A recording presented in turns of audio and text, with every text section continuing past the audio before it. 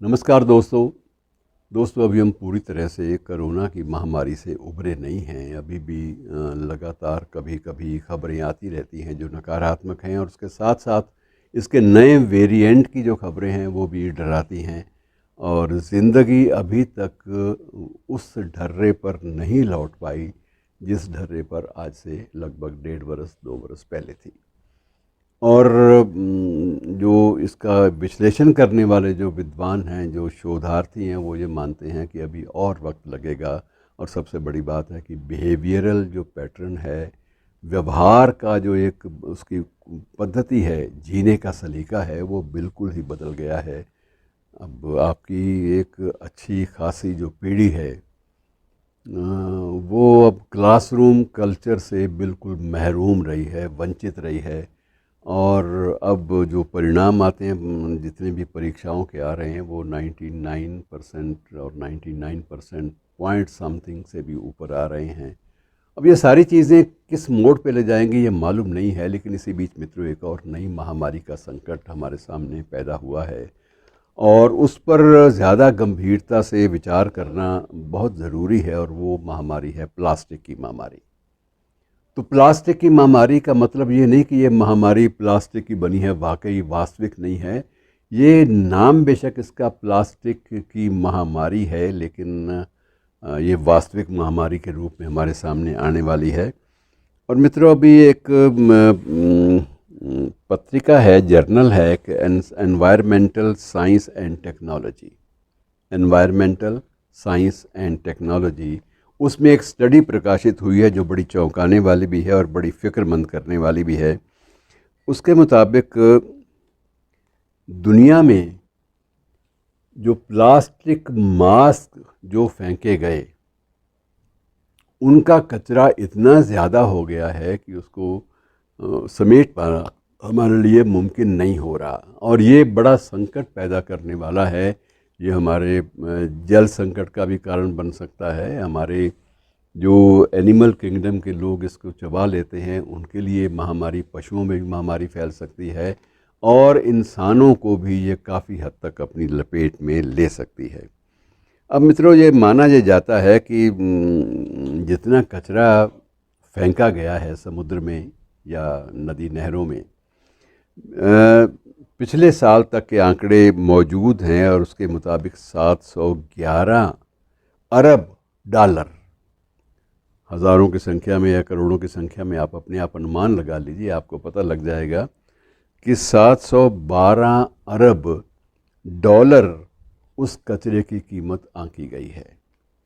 और ये इसमें अगर थोड़ा सा और आगे चले जाएं, तो पिछले 10 वर्षों में 80 lakh metric ton 80 lakh metric ton कचरा जो प्लास्टिक का है वो नदियों में, नालों में, समुद्र में फेंका गया है। और अब तो प्लास्टिक की जो शीट्स आई हैं वो भी तो लोग इस्तेमाल करके उसको भी बदल लेते हैं, और उनका इस्तेमाल भी है वो बड़ा ख़तरनाक साबित हो रहा है। और अब सोचा जाने लगा है कि अगर इसको रीसाइक्लिंग के जो क्रम है उसमें ना डाला गया तो ये मानव जीवन के लिए एक नई महामारी का एक सूत्र बन सकता है। और इस दृष्टि से अब प्रयोग बहुत सारे होने लगे हैं। एक प्रयोग ये हुआ है कि आप जो मास्क फेंकते हैं, उन फेंके हुए मास्क से ईंटें बनाई जाएं, और ये प्रयोग भी काफ़ी हद तक चल निकला है। यद्यपि अभी तक ईंटें वो इस्तेमाल में अभी तक नहीं आई, लेकिन ये जो प्रयोग किए गए हैं प्रयोगशालाओं में, ये संभव है और ये बन रही हैं धीरे धीरे। और हो सकता है कि अगली बार जब आप मकान बनाएंगे तो उसमें आपको प्लास्टिक के कचरे से बनी हुई ईंटें जो हैं वो इस्तेमाल करनी पड़ें। लेकिन अब इसमें भी सोचा ये जा रहा है कि आफ्टर ऑल जो मिट्टी से बनी ईंटें होती हैं उनमें फिर भी एक थोड़ा सा वो सांस लेती हैं। गर्मियों में गर्म होती हैं, सर्दियों में ठंडी पड़ती हैं, और बीच में सांस भी लेती हैं। ये माना ये जा रहा है कि उनमें भी थोड़ा सा जो वेंटिलेशन है उनमें भी बड़ी ज़रूरी होती है। लेकिन अब ये चीज़ें क्या किस मोड़ पे ले जाएंगी ये कुछ पता नहीं है। अब ये सारी बातें एक प्रयोग धर्मिता की हैं, एक्सपेरिमेंटलिज्म की दौर में हम लोग गुज़र रहे हैं। और इसके अलावा आप ये देखिए कि एक 27 वर्ष का लड़का है, नाम है, मैं आपको अभी बताता हूँ नाम देखकर, क्योंकि नाम मुझे ज़बानी याद नहीं था। और इसने कुछ प्रयोग किए हैं, 27 वर्षीय युवा ने। इसने जो प्रयोग किए हैं उसमें रीसाइक्लिंग के बारे में और नए जो रिसर्च के जो बिंदु हैं उनको उभारा है। और इसने सिर्फ ये, इसका ये कहना है कि अब सिर्फ ये मास्क, फेंके गए मास्क और इनका कचरे की बात नहीं है।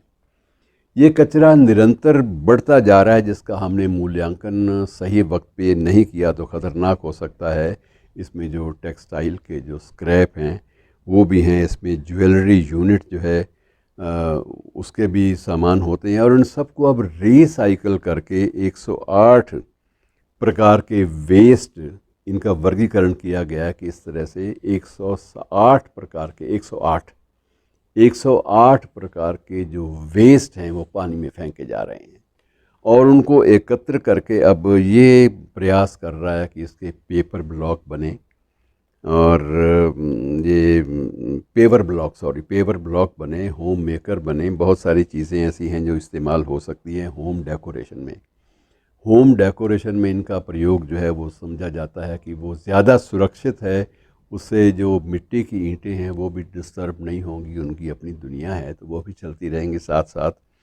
और इस प्रकार से 180 किस्म के उत्पाद बनाने की इस युवक ने ठानी है।